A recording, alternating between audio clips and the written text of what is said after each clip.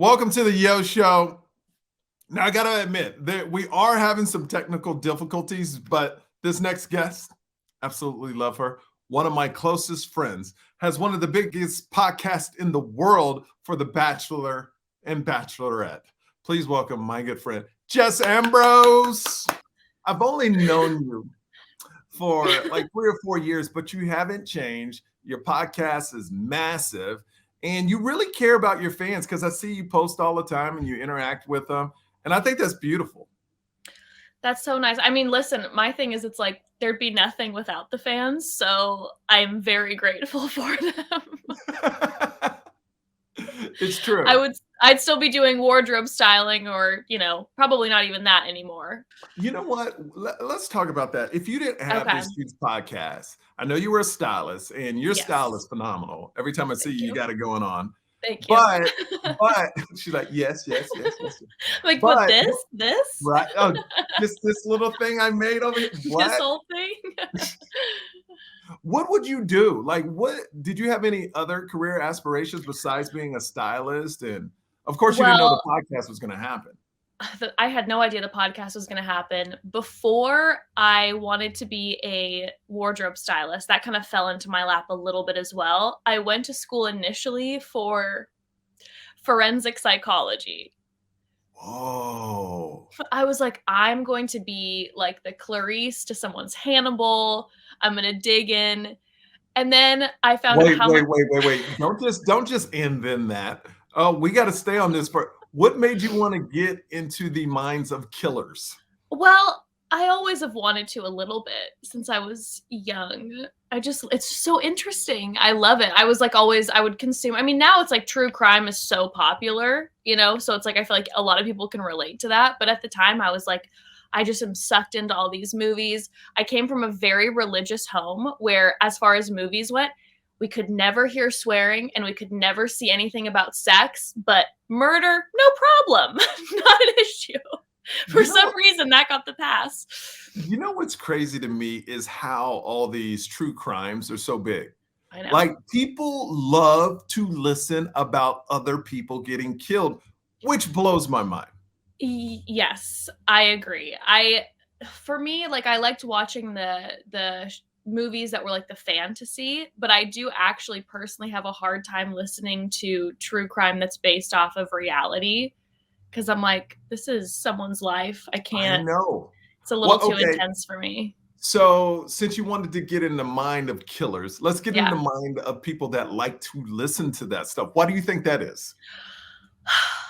I mean, it has to be a thrill to a certain extent, and I would guess it almost feels a little like secret. It's like, oh, you're finding out something that not everybody else knows. And then there's always the question mark left at the end because most of them aren't fully solved. So there's maybe that little part where it's like the armchair detective. Like, what am I going to figure out that no one else has? Mm-hmm. It's a little exciting. So instead of that career, you're a podcaster. I am a podcaster who doesn't talk about true crime. Full switch, yeah. Hopefully you'll never have to talk about a full crime happening on The Bachelor or Bachelorette. Yeah, I'm hoping, it would make it interesting, maybe some sort of like Ponzi scheme would be great. Yes. Maybe, ABC getting in some sort of trouble. Would love to talk about that. That would be fun. The Tinder Swindler, have you seen that? Of course I've seen it. I've seen it. What are your thoughts on this? What are your thoughts on this man? Okay, because this is what I love. When I do come on your podcast, I give you that male point of view. You know what I mean? I think this is from a man or woman, because I got to say that, or I could get in trouble. When people are so much in love, they go blind to everything else. And it's sad. And I will say this. The woman he was taking care of the best, like this Russian model, you could see, and I hate to say this, but there was a level to her and a level to the other women. Does that make sense? Well, I feel like, I don't know this. I don't think they covered this on the series, or excuse me, the documentary, but it seemed like he met her in person, like out partying or something. He met her on, you know, in Santorini, and the other ones he met online. That's kind of the energy that I got, because there was definitely a different relationship. She was a Yeah, well-known but model. He probably she met her also at a looked way club. better. Well, She also looked like, she was a supermodel, yeah, right? So it's like, that's yeah. what I'm saying. My guess is he meets her at this club in real life. You know, he's buying every bottle, and she's like, oh, you know, he's cute and fun and whatever. But I am always bewildered at people being willing to give someone they love all that money. Because I love my husband, but there's no way in hell if he asks me for $50,000 that I'm not going like, excuse me? Like, what? You want me to wire you what? No way. And this is someone I've known for like 15 years. I'm like, we're having a serious conversation, not someone that I've known for 3 months. But my enemies, his enemies are coming. That for me was the amount that this man said my enemies. I'm also like, if I'm one of these women, I'm number one, I'm like, this man, yeah, did I get to go on a private jet with him once or twice? Cool, that's great. But he wants me to constantly send him money. He apparently has a load of enemies. I want no part of this. That's I want no that's what part of this. Jess, that's what blew my mind. This dude is calling women saying my enemies are after me, and they were like, "Oh, well, I love them." You know, like why would you be in a relationship with a person with so many enemies? I don't understand. I'm like, I'm going across the street, meeting the nice barista who always makes my cappuccino and asking him out on a date. I don't think he has a lot of enemies. I would prefer that, for the love Now, of God. now you mentioned something. When you were single, were you a person that would ask guys out on dates, or did you always wait? Oh, no, I definitely would ask guys out on dates for sure. How'd that go for you? In general, it would go pretty well. I mean, I just Because feel you were like, so stylish.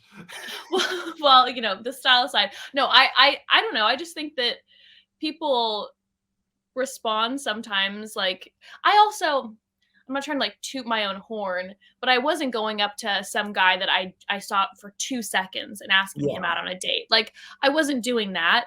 I was like, I know this guy. I've known him for a little while. I get the energy that he might like me too. So I'm just going to ask because he is not asking. So I'm over Yeah. just waiting. So, what did you after you watched Tinder Swindler? What did you come Yes. away with? I mean, what? Because one thing I didn't like is these Uh-huh. women saying people make fun of them.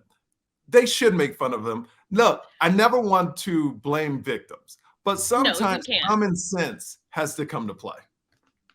Yes. You know, it's a tough one for me because it's like, you know, you don't want to blame, and also the fact that he's not getting held accountable for this money, like that they're not getting paid, is absolutely bananas to me.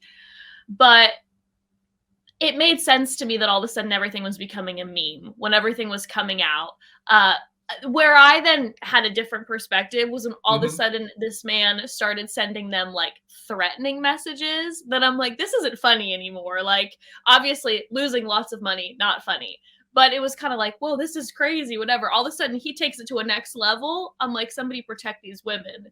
Now, But yeah, but that's now, that's where it's like, okay, yes, you're a victim in that point, but yeah, leading up to that point to give a random dude all this money, that's a problem. it's a problem, and they definitely figured that out. And I feel like this is a wonderfully cautionary tale for anyone who's out on these apps right now. Don't send anyone cash. Don't No. ever send anyone cash. I had a friend in college, and this was like when it was Facebook. She got some message from a guy. He was so cute, and they started talking for like a week, and he already started to ask for money. He was like, "Send me money." She sent him money. Someone lost $1,000. And we Yeah. were all like, what are you doing? Like, why are you sending this man money? You know, it does, I don't understand. But again, maybe I have an unhealthy relationship with money where I'm like, don't even look at it, don't touch it, even if we're close. No, me too. I'm so protective of But money. I'm like, this is crazy. I'm also thinking too, I was even beyond the money when I was watching it. I was panicking when they were sending him like all their passport information. I'm like, Yes. identity stuff freaks me out even more. I'm like, I don't know what this man is doing with all of your information, your social security number. Like, it's one thing to send him money. Like, that's a whole different level. It's Now, crazy. yeah, the documentary just blew me away. But he said he's going to come out with a podcast to give relationship advice. Now, would you listen to that podcast? Because I think a lot of people will at the beginning. Yeah, I would listen to it begrudgingly because I'm like, I don't want to give this man any of my coins, you know? But Yes. I'd be too curious not to hear what this man asked. You know, it'd be so weird. How funny would it be if he's like incredible relationship advice expert? He's like he's super in touch and he's giving unbelievable advice. And you're like, the guy's a total ass, but wow, can he dole out some really good relationship? He's keeping all these marriages together. He's doing he's doing the Lord's work. He'll have testimonials. Yeah, well, we were about to break up, but then we met this Tinder Swindler and he saved our marriage. But then Simon came in and he gave us the relationship advice we needed, and he's kept our marriage together for the past 15 years. Okay, but be honest. The reason why his podcast would work, there's no way you could say no if he wanted to be a guest on your podcast. Oh, I would, if you wanted to be a guest on the podcast, I would absolutely say yes. I would just have to 100%. come in with, like, be very prepared to just drill this man with all the right questions. It would just have to be another level of journalism that I don't know if we're quite prepared for, but I would try. I would try. So since you have Chatty Broads and the podcast is so huge, you know, how many years has it been going now? We're over 3 years now, so like 3.5. So what's been and I don't mean toughest part about doing the podcast, more about like ruining relationships or any personal like fights with other people you get, because you talk about everybody on the show. Have you ruined any relationships? You mean as far as people that we've discussed on the podcast? Yes. Well, from the perspective of people that I don't know, there are definitely some people who don't like me or Becca and myself that we've discussed on the podcast. Who would that be? Because I don't know. Yeah, just random Bachelor or Bachelorette contestants that we have like a certain issue with. Like, you know, her and I have been talking recently, and we've had a kind of a come to Jesus moment where we're like, listen, we're all about, we like to talk smack. It's fun. And joke around, but sometimes you take it to a level where it's like, I don't know this person, I'm just watching them on TV and I wish I wouldn't have gone as hard. But there have been certain people where it's like, oh my God, we've gone for so hard just because we got it stuck in our heads that we didn't like them on the show. I went to a party recently that included Bachelor people, and I definitely ran into a few of those people, and I got a taste of my own medicine, and I deserved it. Did they call you out on it? One person did, but for the most part, it was just like most everyone was kind because most everyone, you know, we have a decent relationship with, but a few people were there that did not like us, and it was just, you know, ice, which I get. I'm not going to run up to somebody who's talking smack about me and be like, oh my God, it's so good to see you, da da da da. But on a personal level, the podcast has definitely impacted family relationships for sure. So people want money. No, people have an issue with what we're saying about them on the podcast. Oh, okay. Or like revealing certain things, right? So it's like we talk about sex and parenthood and how we were raised and our backgrounds all the time, and we just are pretty open about it. And so I've definitely gotten calls from family members being like, Wait, where are you from originally? Orange County. So Becca is from Utah, right? No, Becca's actually from Fresno. So we're both California kids. Yeah. Huh. Okay. I thought I read something, but maybe it's not true. So I don't want to even bring it up. It's probably, I read so much stuff about y'all. You're in the news all the time. In the news. I mean, I don't know about that. I try to avoid ever Googling anything like that. Come on, but you have Googled yourself, right? I mean, if anyone says they haven't Googled themselves, that's just a bold-faced lie. Of course, how about this? What's the biggest lie about yourself you've ever read? The biggest lie? You know, I would say a regular lie I've read is people making guesses about mine and Becca's relationship. So if, for instance, we recently decided that we were not going to cover The Bachelor this season. We were like, we've done it. So it's been a year and a half of nonstop Bachelor content. So we're going to take a pause. Maybe it'll be for forever. Maybe it won't. And there were a bunch of people talking and saying that Becca was forcing it on me and I didn't want to take the pause. And I'm like, no. This was a very mutual decision and I want to be away from The Bachelor for a minute. Okay, why was that though? Was that just because I know you did it for so long? Is it just like you're over it now? It's, it's just because of COVID, they did so many seasons back to back. Like normally there's weeks in between and months in between. You have The Bachelor, The Bachelorette, and then Bachelor in Paradise, and you have good amounts of time in between. The past like year and a half, they packed in like doubles of like bachelors, doubles of bachelorettes, there was not even a week in between episodes. And the COVID seasons, they're just not the same. Yeah. And so it was just like you were watching kind of the same song and dance over and over and over again. And we're like, we're just bored about talking about this. And honestly, it felt like we were getting really apathetic, like just phoning it in. Yeah. And I don't want to do that. I don't want to listen, like have to re-listen to my podcast while I'm editing it and be like, well, this is boring. Like I'm not proud to put this out at all. So that was the biggest reason. And it's been great. We've been loving the break so far. Okay. I want to ask you, has the fans dropped off though? Or are they still there for you?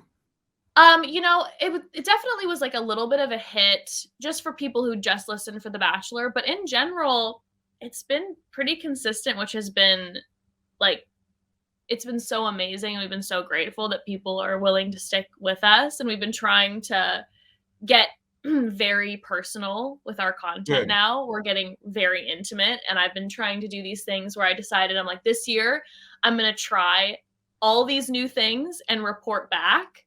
And so I've been trying to do that. I'm like, okay, I'm getting like my past life regression. I'm going to go to an S&M party. I'm going to try all these things I've never done before and try to report back and let the broads know like my personal experience. Party? No, but it's booked from 2 weeks from today. Is that one? Look, I've never been to one, but is it where? Neither have I. So do you show who you are? Do you have a mask on or what's the I'm not sure yet. All I know, I'm coming as a guest, and I've been allowed to kind of be a little bit of a fly on the wall. Fly on the wall? Yeah. And so I'm kind of just there to observe. And I kind of just want to put myself in different situations and like with different people's lifestyles and things that I've never been like participated in before and then report back. Now, is this something Evan's going to as well? I mean, I've definitely asked, so it's on the table, but we'll see. We'll see if he's down or not, or if he's going to have to stay home that night. Oh, I would go. I would be like, what if some crazy person is there and goes after my lady? Well, I can take care of myself, Michael. I know just you put can. The hand up. I would be there with boxing gloves on. I'm just saying. No. Yeah, no, he's if he goes, it'll be because he's just interested to see what the surroundings are like. But I'm just interested. I'm like, I just want to try these new things and see how it goes. Have you tried something that really stood out to you so far? Well, I've done a couple things. I did past life regression. What is that? So they put you in kind of like this meditative state and you're supposed to connect with like your past life. And I wasn't sure how I was going to feel about it. And I actually had a really good experience. It was very interesting. Like I still am coming out of it, not 100. I'm like, I don't know what I believe, but it made me feel good. And I cried and I like felt like I processed some Is this trauma.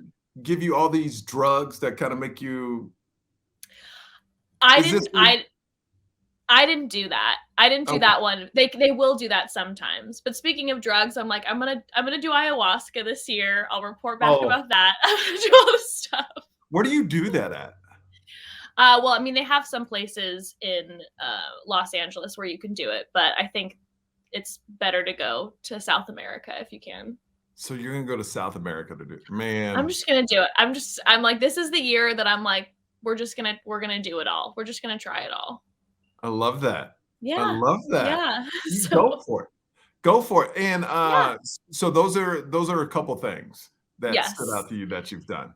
Yes. I've just other small silly things like uh trying to trying to go like ice skating for the first time, just stupid Yeah. stuff that I've never done before that I'm like, I'm just going to start checking off boxes. And honestly, I come back and I'm able to talk about it on the podcast because most of the time something very embarrassing happens because I feel like I just draw embarrassing energy to Yeah. myself. Mhm. And so, we're able to talk about it. So one best piece of advice, what I love about what you're doing with your podcast now is because when you're attached to something like a show like The Bachelor, it's great to get an audience from. But I was talking to Steve Harvey one day, and he goes, a lot of shows fall into a trap where it's all about what they talk about and not who they are. And he goes, once you can make it about who you are, and people come back for just you or you and Becca, then that's where you want to be. So if you decide to talk about The Bachelor, it's just a bonus. Or if you decide to talk about a different TV show, but people are there for you. Right. Well, I mean, first of all, that's phenomenal advice. Also, love the Steve Harvey name drop. Michael, you're so fancy. Oh, oh, No, but hey. it's Oh, but it's hey. so but it's so true. It's so powerful. And that was kind of the place we were at. We were like, we feel this way about the show and we feel like we're kind of now stuck. How do we move forward? And like, what's life going to look like moving forward? And we want to experience all these different things and we want to have fun in these different ways, not just be stuck talking about a bunch of people we've never met. So let's try to branch out. Now, within your audience, you're famous. And I have to tell you this, I do shows all across the country. And so many times people come up to me after the show and goes, I came because it's Chatty Broads. I love you on Chatty Broads. Last That night makes me that so happened happy. in Vegas. I mean, your reach is incredible. And we talked about you, like, kind of pissing off a couple people here and there. Have you come to the point where now you realize like your words are really big now? Like you got a big impact on how people think. And how are you dealing with that? Well, first of all, I'm so happy that broads are coming out to your shows. Yes. I know they love you and you're going to come be on our show soon, which I'm so excited. Yes. But yes, to answer your question, yes. I remember the exact day that it happened, and it was pretty quickly into the podcast because Becca and I started and we weren't talking about The Bachelor, just talking about random things like motherhood and whatever. And we were like 10 episodes in.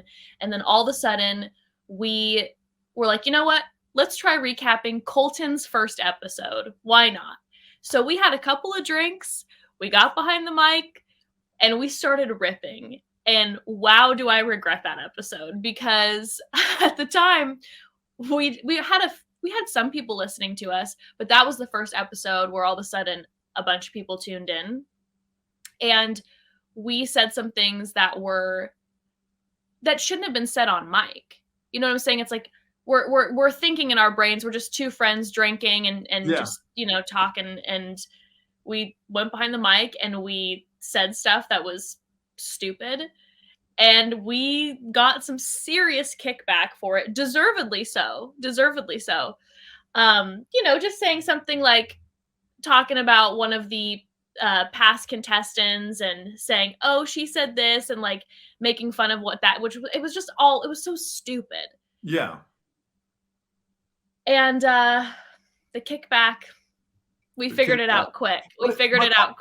But also, besides the kickback, it's also like you control what people do, which is like, it's so crazy because you become a part of people's lives if you have a big podcast. Like their day is centered around the day your podcast drops. They go, okay, I'm gonna wake up, drink my coffee, and this is what I listen to work, or this is what I listen to. So for those people, that's why advertisers go to you, for those people Yeah. that basically, control is not the word, but you have a very big influence over how do you navigate that? What to do, what to promote, what not to promote? Or do you not even think about it and you're like, what got us here is us being us, so forget about all that other stuff. I am an overthinker, so I absolutely think about it. In fact, if anything, I should probably sometimes be like, let's just be present and be here. But no, I think about it all the time. When we initially made that first mistake, like I said, we got the kickback. One of the things that bothered me the most, though, that I was like, now we have listeners, and we said something hurtful that hurt someone Yeah. when we said it. And now I'm setting a precedent that I'm saying that's okay to do that, which it's not. So it's like I have to get behind the mic and apologize and hold myself accountable that, like, hey, we went too far and that's not cool and we are so sorry, and hold us accountable when we do things that we shouldn't. So, we make mistakes on this show 24/7. We constantly make mistakes, but what I'm so grateful for is we have cultivated an audience who they do care about us. So when we do make a mistake, so often we'll have people being like, "Hey, just FYI," and letting us know so that we can change certain things, go back and be like, "Hey, you know what? This here that shouldn't have been said here, whatever." And then of course, too, we're still just two random girls talking about like our relationship. So of course, we let everybody know we're not doctors.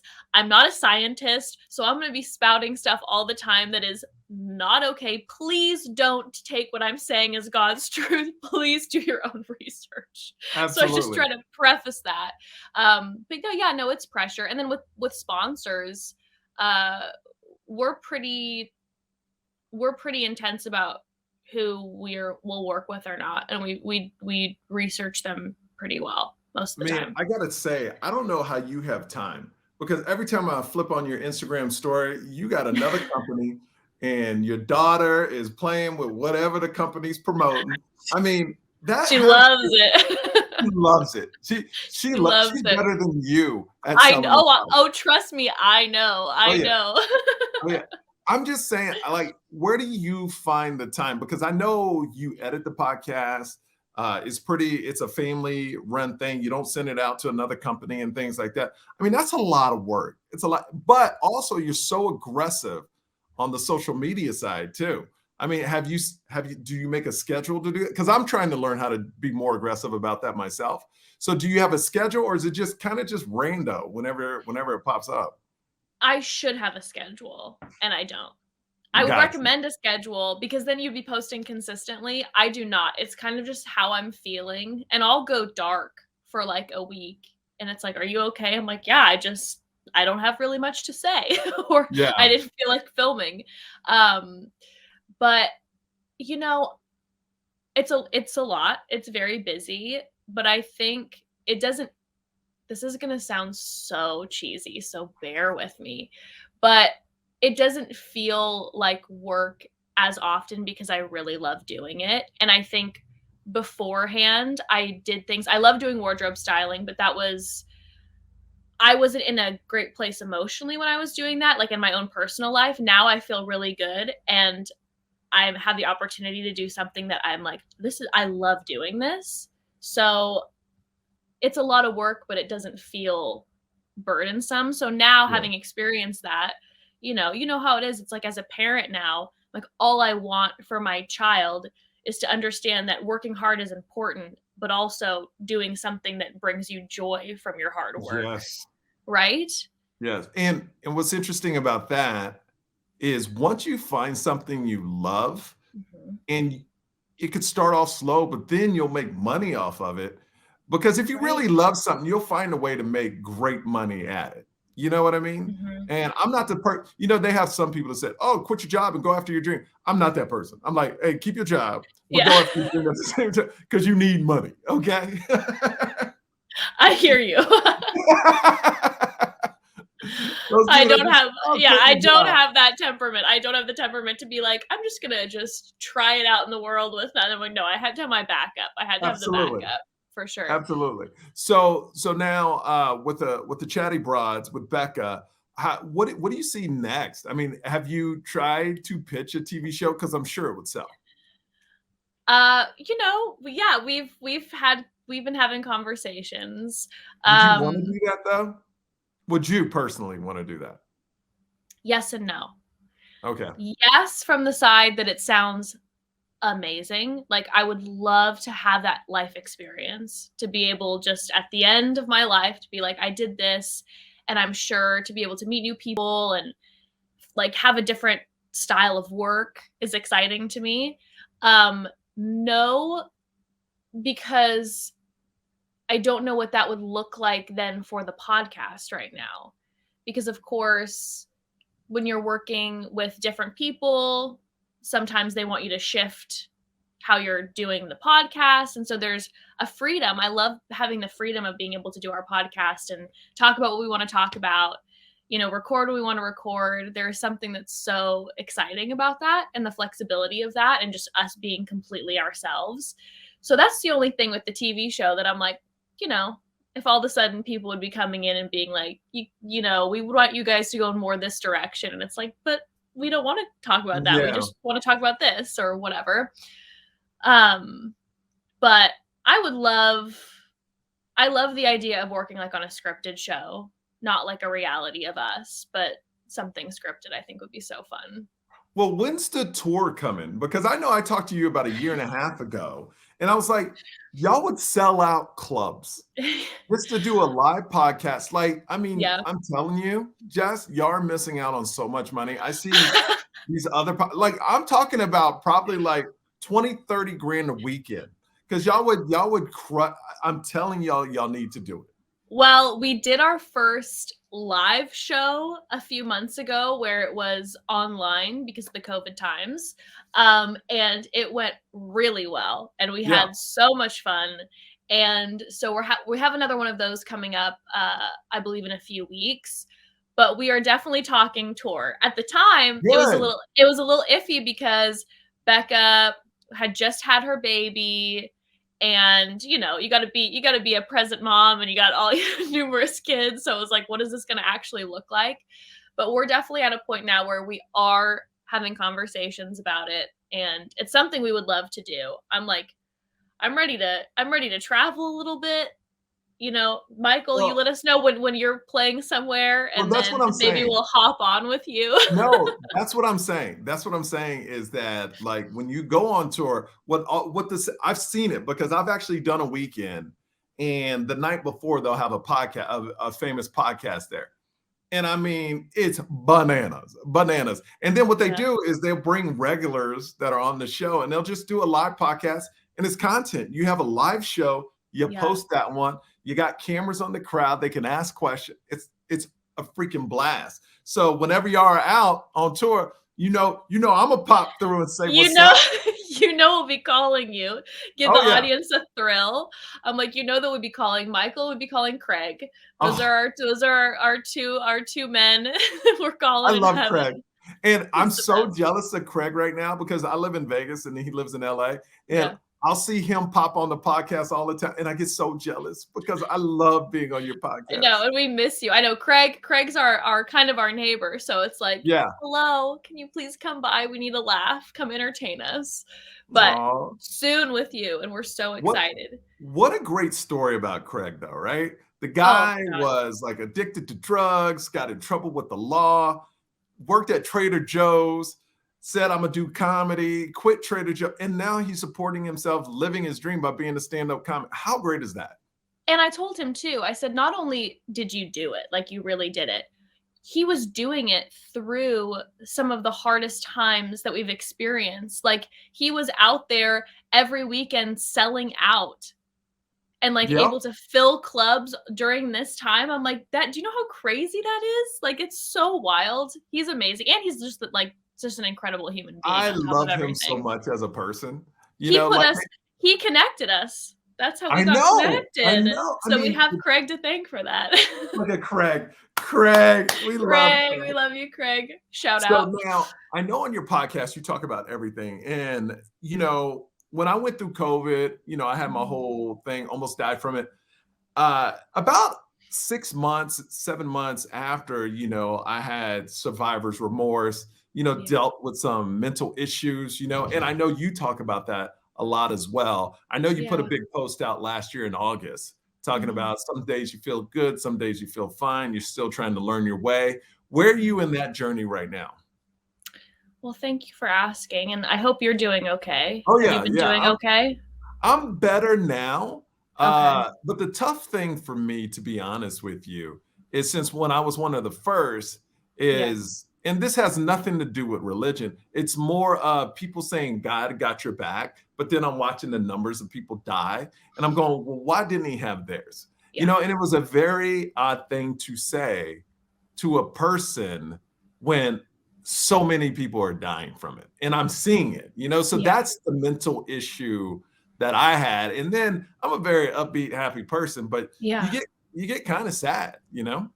Of course, of course, and it's like, I'm sure I think so often people don't know what to say, so then Mhm. sometimes they'll say things that you're like, "That's not helpful," and that's No. taking me down a hole, and it's not intentional, but I feel like sometimes it's almost like you have to instruct people and be like, "Appreciate your thought, but just so you know, it's not I'm not in the space to hear that, and it's not gonna be good for me." Yeah. I'm I'm day to day over here. Well, actually, I'd say week to week. So I was diagnosed with bipolar disorder uh, 12 years ago. 12 years Mhm. ago. And at the time, I was like, on lots of medication, and it was rough. Or those were some rough years.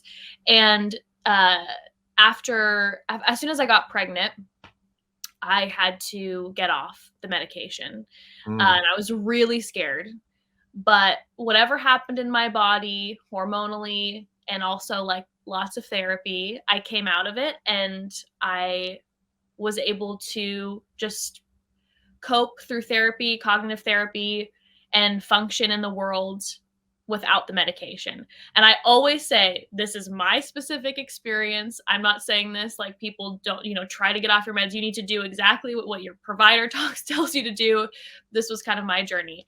And so I was able to, for myself, get off the medication permanently. And so in general, just through all those different outlets, and honestly through a lot of work too, like doing work that I love, that changed a lot for me. And uh so I feel so much better, and life Good. is like, I just feel so much better, but it's still a part of who I am. So I'll have different times. I'll go through like a depressive state where it's like a couple weeks where it's tough to get out of bed, and I'm like, what am I doing? Whatever. And obviously, with the past couple of years, Right. everyone is like, what are we doing? It's between the news and what's going on. I mean, everything. Um, but then, sometimes I'll be in like a manic state, and I'm just doing too much shopping, talking 1,000 miles a minute, which is like, that's what I'm like, let's record 15 podcasts in a row. I'm on a roll. Um, so it's very week to week. But I think one of the things that has been so amazing through the past few years is that people have gotten more comfortable sharing about how they feel uh, Yes. on social platforms, which I know for myself personally has made me feel so much more comfortable when I'm like, I'm not doing well right now. And I don't have the capacity to get online. I don't have the capacity to show up in a certain way for this person or whatever. And I feel comfortable now kind of saying that and being honest. I think because people have been able to tap into that authenticity with each other more, I and it's I more of an understanding. I love from commercials you're seeing about it Mhm. and how it's all over social media, where before there was a stigma to it. You know, when I was growing up, if you had mental issues, you were crazy. I mean, there Right. was no in between. You were just crazy. You know what I mean? Absolutely. You know, Absolutely. but now, like I said, I never went through anything like that till after COVID, Right. and it lasted a couple months, and it was never to the point of suicide or things like that. It's like, why am I feeling so down all Right. the time? I know my body was healing, but just mentally, I felt so down because my body Mhm. wasn't doing what it was supposed to do, but the survivor's remorse and I'm going, oh, now I get what people are talking about. You know what I mean? Yeah. And sometimes you have to go through it yourself before you can really connect and realize what other people are going through. Oh, of course. Of course. Yeah. And I think it's like as difficult, and I'm so sorry that you've had to deal with that, but I'm sure now you being able to talk about it has helped so many people who listen to you. Oh yeah. So, but in general, doing good. All right, good. Doing So, good. with the Chatty Broads, you got a tour. Yes.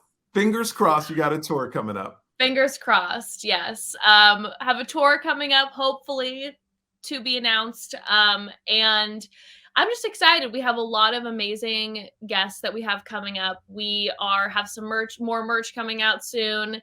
We're just kind of like dipping our toes into different conversations. We're going to be trying out some new styles of things, and we're just excited. Okay. We kind of have a lust for life right now because of this new chapter, that every week when we record together, we're like in it, and we're so excited to talk.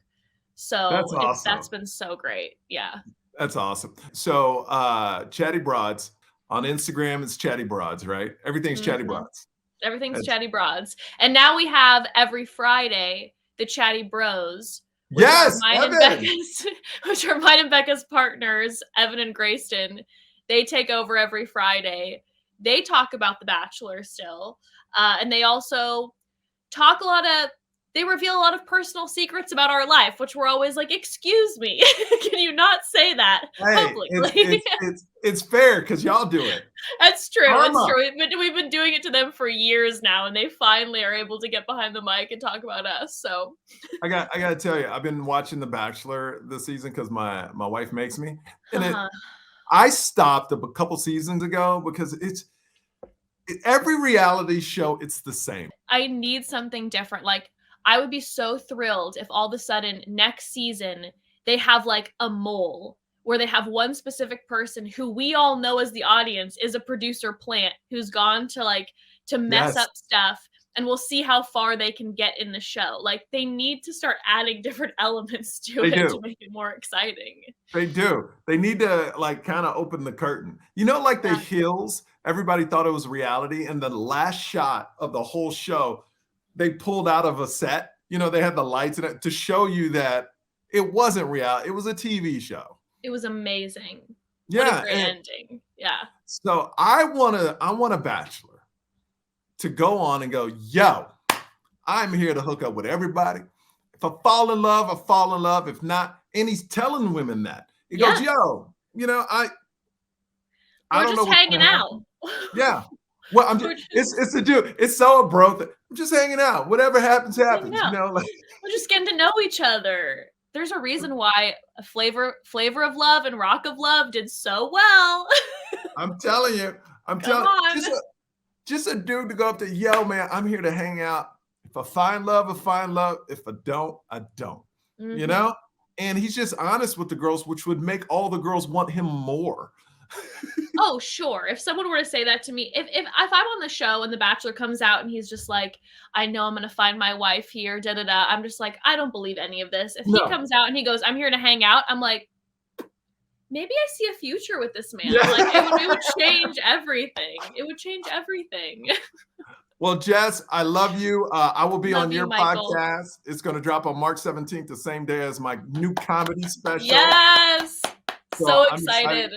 So I'll be live in studio with you. So I'm so excited to be with you guys. And thanks for always supporting me and all that good stuff. And I love you guys. We love you so much, Michael. We can't wait to hang out. All right. I'll talk to you soon.